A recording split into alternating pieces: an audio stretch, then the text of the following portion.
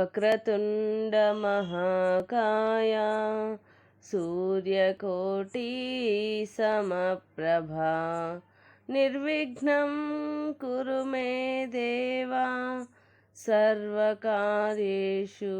సర్వదా. గురుబ్రహ్మా గురుర్విష్ణుః గురుర్దేవో మహేశ్వరః గురుః సాక్షాత్ పరబ్రహ్మ తస్మై శ్రీ గురవే నమః. మనోజవం మారుతతుల్యవేగం జితేంద్రియం బుద్ధిమతాం వరిష్టం వాతాత్మజం వానరయూథముఖ్యం శ్రీరామదూతం శిరసా నమామి.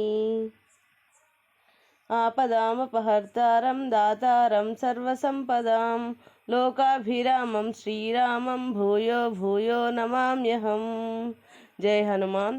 శ్రీ సీతారామాభ్యాం నమః. శ్రీమద్ వాల్మీకి రామాయణము సుందరకాండము 24వ సర్గము. సీత రాక్షస స్త్రీల మాటలను నిరాకరించుట, వారామెను చంపివేచదమని భయపెట్టుట. వికృతాననలైన ఆ రాక్షస స్త్రీలు సీతాదేవిని ఇంకను దగ్గరగా చేరి పరుషవచనములకు తట్టుకొనలేని ఆ సుకుమారుని గదుముచు అప్రియములైన మాటలను పలికిరి. ఓ సీత, రావణుని అంతఃపురము అందరికీ ఆహ్లాదకరమైనది, అత్యుత్తమములైన తల్పములతో విలసిల్లుచున్నది. అచ్చట హాయిగా ఉండుటకు ఏలా ఇచ్చగింపవు? మానవ కాంతవైన నీవు మనుజునకు భార్యగా ఉండుటయే గొప్పగా తలంచుచున్నావు. నీవు ఎన్నడును ఏ విధముగును రావణుని చేరజాలవు కనుక ఆయన నుండి నీ మనస్సును మరల్చుకొనుము. రాక్షసేంద్రుడైన రావణుడు ముల్లోకముల ఎందలి సర్వసంపదలకును అధికారి. ఆయనకు భార్యవై హాయిగా విహరింపుము. ఓ మంగళస్వరూపిణి, పూజ్యురాల, నీవు మానవకాంతవగుటచే మానవుడైన ఆ రామునే కోరుకొనుచున్నావు. కానీ అతడు రాజ్యభ్రష్టుడు, ఏ కార్యమును సాధింపజాలనివాడు, పైగా శోకాకులుడు. పద్మనయనయైన సీతాదేవి రాక్షస స్త్రీల మాటలను వినినంతనే ఆమె కన్నులు అశ్రుపూర్ణములు కాగా వారితో ఇట్లనను: ఇచ్చట చేరిన మీరందరూ నాతో నుడువుచున్న విషయము లోకనింద్యము. మీరు పలికిన ఈ పాపవచనములు నా మనసుటకు ఎక్కుటలేదు. మానవకాంత రాక్షసునకు భార్యగుట తగదు. మీరందరూ కలిసి మీ ఇష్టానుసారము నన్ను చంపి తినివేయుడు. అయినను మీరు చెప్పినట్లుగా మాత్రం నేను చేయను. నా భర్త దీనుడైనను రాజ్యహీనుడైనను అతడే నాకు గురువు. సువర్చలాదేవి సూర్యుని యందు వలె సర్వదా నేను నా పతియందే అనురక్తురాలను. మహాసాధ్వి అయిన శచీదేవి దేవేంద్రుణ్ణి అనుసరించినట్లును, అరుంధతి వశిష్ఠుని, రోహిణి చంద్రుణ్ణి, లోపాముద్ర అగస్త్యుణ్ణి, సుకన్య చ్యవన మహర్షిని, సావిత్రి సత్యవంతుణ్ణి, శ్రీమతి కపిలుని, మదయంతి దేవి సౌదాసుని, కేశినీదేవి సగరుని, దమయంతి నలుని అనుసరించినట్లు ఇక్ష్వాకు వంశ శ్రేష్ఠుడును నాకు పతియును అయిన శ్రీరామచంద్ర ప్రభువునే నేను అనుసరించెదను. సీతాదేవి యొక్క ప్రతివచనములను విని రావణునిచే ప్రేరితులైన రాక్షస స్త్రీలు కోపోద్రిక్తులై పరుషవచనములతో ఆమెను భయపెట్టసాగిరి. అశోక వృక్షముపై మౌనముగా దాగి ఉన్న ఆ హనుమంతుడు సీతాదేవిని భయపెట్టుచున్న ఆ రాకాసి మూకల మాటలను నిశ్చలముగా వినెను. క్రోధావేశపరలైన రాక్షస స్త్రీలు వణికిపోవుచున్న సీతాదేవిని చుట్టుముట్టి వ్రేలాడుచున్న తమ ఎర్రని పెదవులను నాకుచూ చప్పరించుచు ఆమెను తినివేయబోవునట్లు ప్రవర్తించిరి. వెంటనే వారు క్రోధముతో గండ్రగొడ్డళ్లను చేతబట్టి రాక్షసాధిపుడైన రావణుని భర్తగా పొందుటకు ఈమె అర్హురాలు కానే కాదు అని పలికిరి. భయంకర రాక్షస స్త్రీలు మిక్కిలి బెదిరించుచుండగా వరాననైన సీతాదేవి పొరలివచ్చుచున్న కన్నీటిని తుడుచుకొనుచు అశోక వృక్షము యొక్క మూలమునకు జరిగెను.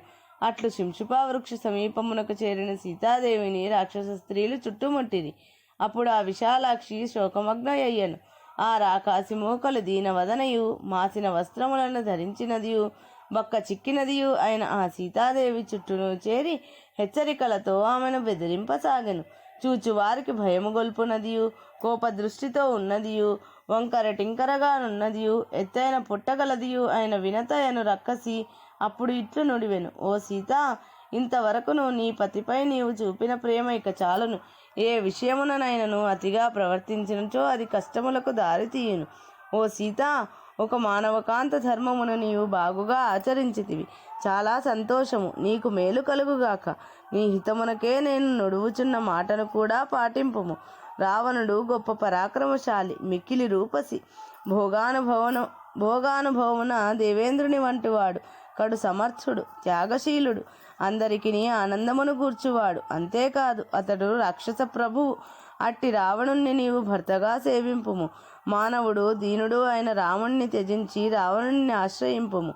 ఓ వైదేహి, నేటి నుండి దివ్యములైన మైపూతలతో అమూల్యమైన ఆభరణములతో వెలుగొందుచు ఆ మంగళస్వరూపిణి అగ్నిదేవునకు స్వాహాదేవి వలె, దేవేంద్రునకు సచీదేవి వలె నీవు రావణునకు భార్యవై లోకములకును రాణివగుము. దీనుడైన రాముడు ఆయువు తీరునున్నవాడు. అట్టి వానితో నీకేమి పని? నేను చెప్పిన ఈ మాటలను నీవు విననిచో మేమందరము ఈ క్షణముననే నిన్ను భక్షించి వేయగలము. వేలాడుచున్న స్థనములు కలిగిన వికటయ్యను మరియొక రాక్షసి కుపితయ్యి పిడికిలి బిగించి సీతను భయపెట్టుచూ ఇట్లు పలికెను. ఓ సీత, నీవు బుద్ధిహీనురాలవు. ఇంతవరకును మాకు అప్రియమైన మాటలను ఎన్నో పలికితివి. ఆయనను నీ మీద జాలిపడి మంచితనముతో వాటినన్నింటినీ సహించితివి. ఓ మైథిలి, కాలానుగుణముగా నీకు హితకరమైన మాటలనే మేము పలుకుచుంటిమి. వాటిని నీవు వినుటలేదు. సముద్రము యొక్క ఈవలి తీరమునకు నీవు తీసుకొని రాబడితివి. ఇతరులెవ్వరునూ ఇచ్చటికి చేరజాలరు. ఓ మైథిలి, శత్రు భయంకరమైన రావణాంతఃపురమున నీవు ఉంచబడితివి. రావణ గృహమునందు బంధింపబడిన నిన్ను మేము కాపలా కాయుచుంటిమి. సాక్షాత్తు ఆ దేవేంద్రుడు సైతము నిన్ను రక్షింపజాలడు. కావున ఓ మైథిలి, నీ హితము కోరి చెప్పుచున్న నా మాటలను పాటింపుము. ఓ సీతాదేవి, ఏడుపును చాలింపుము. అనర్థదాయకమైన నీ శోకమును వీడుము. అనుక్షణము దైన్యముతో నుండుట మానుము. సంతోషముతో ప్రియముగా మెలుగుము. భయ స్వభావము గల ఓ సీత, స్త్రీల యవ్వనము స్థిరముగా నిలిచి ఉండదు. దాని శోభలు క్రమముగా క్షీణించును. ఈ విషయమును నీవును ఎరుగుదువు. కనుక నీవు రావణునితో హాయిగా రమింపుము. నీ యవ్వనము జారిపోకముందే సర్వసుఖములను అనుభవింపుము. ఓ సుందరి, ఈ త్రికూట పర్వతమునందలి ఉపవనములలో రమ్యమైన ఉద్యానవనములలో రావణునితో కూడి నీవు విహరింపుము. అప్పుడు వేల కొలదిగా గల మేమందరము నీకు పరిచారికలమై నీ అధీనములో నందుము. సకల రాక్షసులకును ప్రభువైన రావణునకు నీవు భార్యవై ఆయనను భజింపుము. నేను నుడివిన ఈ మాటలను నీవు పెడచెవినబెట్టినచో నీ గుండెను చీల్చి దానిని తినివేయుదుము. అనంతరము చండోదరి అను రాక్షసి క్రోధ వివశయ్యై ఒక మహాశూలమును త్రిప్పుచు ఇట్లు వచించెను. భయముచే కంపించుచున్న వక్షస్థలము గలదియు, లేడివలే బెదురు చూపులతో నున్నదియు, రావణునిచే అపహరింపబడినదియు అయిన ఈమెను చూచి నాకొక తీరని కోరిక కలిగినది. ఈమె యకృత్తును అనగా గుండెను కుడివైపున నుండి మాంసము, ప్లీహమును అనగా గుండెకు ఎడమవైపు నుండెడి మాంసము, ఉత్పీడనము అనగా గుండెకు పైనుండు మాంసము, గుండెను, ప్రేగులను, శిరస్సును తినివేయవలెనని నాకు ఇచ్చ కలిగినది. అనంతరము ప్రగసాను రాక్షసి ఇట్లు వచించెను. ఇట్లు వృధాగా ఊరక కూర్చొనుట ఎందులకు? ఈ మూర్ఖురాలి కంఠమును నులిపివేయుదుము. పిమ్మట ఈ మానవకాంత మరణించినదని రాజుగారికి నివేదింతము. ఆయనచో తినివేయుడు అని అతను మనకు ఆజ్ఞను ఇచ్చును. ఇందుకు సందేహమే లేదు అని అన్నారు. పిమ్మట అజాముఖి అను రాక్షసి ఇట్లు పలికెను. మనమందరము ఈమెను ముక్కలు ముక్కలుగా చేసి మాంసఖండములను సమానముగా పంచుకొందము. ఈ విషయమును అంతగా వివాదపడుట నాకు రుచింపదు. త్వరగా మద్యములను అనేక విధములైన లేహ్యములను సమృద్ధిగా తీసుకొని రండు. మనము విందు చేసి కొందము. పిదప శూర్పణఖను రాక్షసి ఈ విధముగా నడివెను. అజాముఖి చెప్పిన విషయము నాకును సమ్మతమే. శీఘ్రముగా మద్యమును కొనిరండు. అది అన్ని విధములైన మన బాధలను దూరము చేయును. నర మాంసమును భక్షించి నికుంభిలాదేవి అనగా లంక యొక్క పశ్చిమ ద్వారమునందలి భద్రకాళి నికుంభిలాదేవి తృప్తికై నృత్యములు చేయుదము. ఇట్లు ఘోర రాక్షస స్త్రీలు భయపెట్టుచుండగా దేవత వంటి ఆ సీత ధైర్యమును కోల్పోయి వికలయ్యి ఏడవసాగెను. వాల్మీకి మహర్షి విరచితమై ఆది కావ్యమైన శ్రీమద్ రామాయణమునందలి సుందరకాండమునందు 24వ సర్గము సంపూర్ణం. 25వ సర్గము. సీత రాక్షస స్త్రీల మాటలను నిరాకరించి సంతప్తయ్యి విలపించుట. క్రూర స్వభావము గల ఆ రాక్షస స్త్రీలు మిక్కిలి భీతిని గొలుపుచు పరుషములైన వచనములను పలుకుచుండగా వారి మాటలను విని జానకి విలపింపసాగెను. ఆ రాక్షస స్త్రీల మాటలకు మిక్కిలి భయపడినదై సాధ్వి అయిన సీతాదేవి కన్నీరు గార్చుచు గద్గద స్వరముతో మాటలు తడబడుచుండగా ఇట్లు పలికెను. ఒక మానవకాంత రాక్షసునకు ఎన్నటికినీ భార్య కాజాలదు. నన్ను మీరు మీ ఇష్టానుసారము తినివేసినను సరే, మీ మాటలను నేను ఏమాత్రము పాటింపను. రావణునిచే భయపెట్టబడినదై దేవకన్య వంటి ఆ సీతాదేవి రాక్షస స్త్రీల మధ్య బిక్కుమనుచు దుఃఖార్తయై శాంతికి నోచుకొనచుండెను. వనమునందు తన గుంపునకు దూరమై తోడేళ్లచే పీడింపబడిన లేడి వలె సీతాదేవి తన శరీరమును దగ్గరకు ముడుచుకొనుచు గడగడా వనకసాగెను. శోకముచే మనసున కలత చెందిన ఆ సీతాదేవి బాగుగా పుష్పించిన అశోక వృక్షము యొక్క ఒక పెద్ద కొమ్మను ఆలంబనగా చేసుకొని భర్తను తలుచుకొనుచు చింతింపసాగెను. సీతాదేవి తన భర్తను స్మరించుచు కన్నీరు మున్నీరుగా విలపించుచుండెను. సంతత ధారగా ప్రవహించు అశ్రువులచే ఆమె వక్షస్థలము తడిసిపోవుచుండెను. ఆమె శోకమునకు అంతమే లేకుండెను. పెనుగాలికి వంగి నేలను తాకుచున్న అరటి చెట్టు వలె ఆ సీతాదేవి రాక్షస స్త్రీల భయమునకు వణుకుచు వెలవెలబోవుచుండెను. భయకంపితయ్యై వణుకుచున్న ఆ సీత యొక్క పొడవైన దట్టమైన జడ అటునిటూ కదులుచూ ప్రాకుచున్న ఆడుపాము వలె గోచరించుచుండెను. సీతాదేవి తన భర్త ఎడబాటునకు మిక్కిలి పరితపించుచుండెను. పైగా రాక్షస స్త్రీల మాటలు శూలములై ఆమెను బాధించుచుండెను. అప్పుడు ఆమె నిట్టూర్పులు విడిచుచు కన్నీరు గార్చుచు ఎంతయూ విలపింపసాగెను. దుఃఖముతో కుమిలిపోవుచున్న సీత, హా రామా, హా లక్ష్మణ, అయ్యో అత్తయైన కౌసల్య, అయ్యో సుమిత్రాదేవి అని వాపోయెను. స్త్రీ పురుషులలో ఎవరికైనను తాము కోరుకున్నప్పుడే మరణము సంభవింపదు అను ప్రాజ్ఞుల మాట సత్యము. రాముని ఎడబాటునకు లోనై ఈ విధముగా రాక్షస స్త్రీలతే బాధింపబడుచు క్షణకాలమైనను నేను జీవించి ఉండరాదు. కానీ ఇంకనూ నేను జీవించి ఉండుటకు బట్టి పండితుల మాట నిశ్చయమని తోచుచున్నది.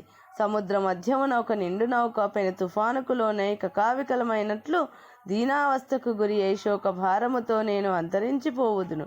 నిజముగా నేను దురదృష్టవంతురాలను.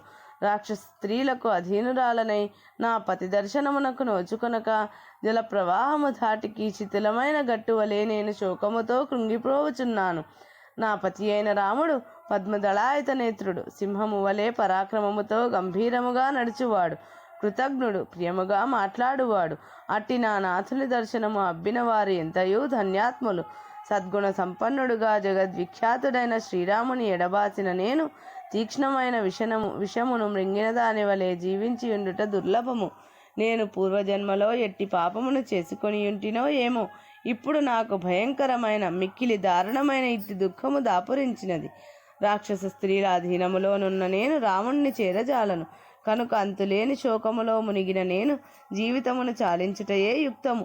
నా జీవితము నా పతి అయిన శ్రీరాముని అధీనములోనిది కనుక నా ఇష్టానుసారము దీనిని త్యజించుటకు నాకు అధికారము లేదు.